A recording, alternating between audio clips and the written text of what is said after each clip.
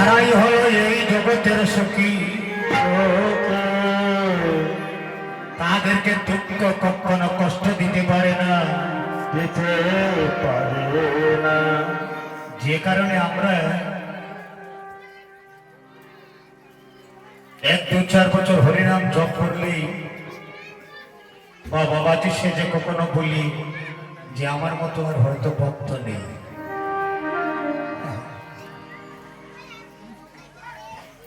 ভক্ত হওয়াটা বড় কঠিন, যারা ভক্ত তারা খুবই কষ্ট পায়। প্রমাণ দিয়ে গিয়েছে গ্রন্থাদিতে। অন্য সূরদাস ভুরি ভুরি প্রমাণ আছে।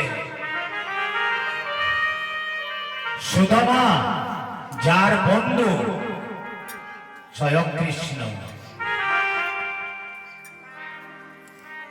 অগয়াজ সেজে রাজা ধীরাজ, আজ সে রাজা ধীরাজ, আজ সেজে রাজা ধীরাজ, আজ সে রাজা ধীরাজ।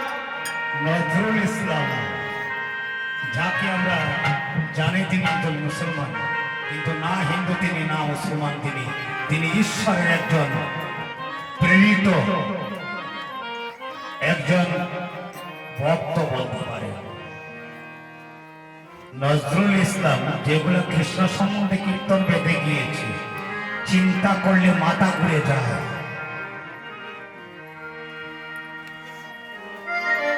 আজ সে যে রাজা ধীরাজ, আজ সে রাজা ধীরাজ, কাল সে ভিক্ষা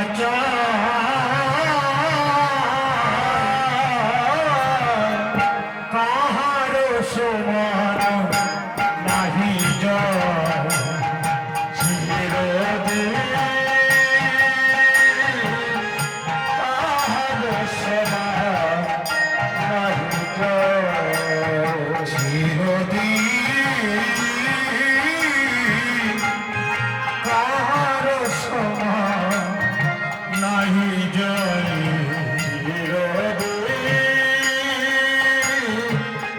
তাহার সমান নাহি জয়। অবয়ব ধরসি রামচন্দ্র যে জানকী পতি,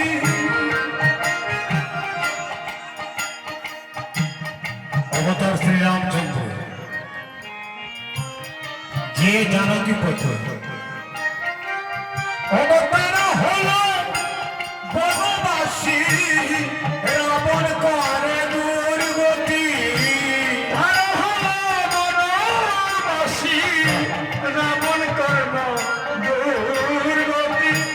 অবতার শ্রী ভগবান পর্যন্ত কষ্ট পেয়েছিলেন, সময় কাউকে ক্ষমা করে না। ঘড়ির কাঁটা যত ঘুরতে আছি, আমাদের সময়ের কাঁটাটাও ঘুরতে আছে। হরে কৃষ্ণ। অভয় অবতার শ্রী রামচন্দ্র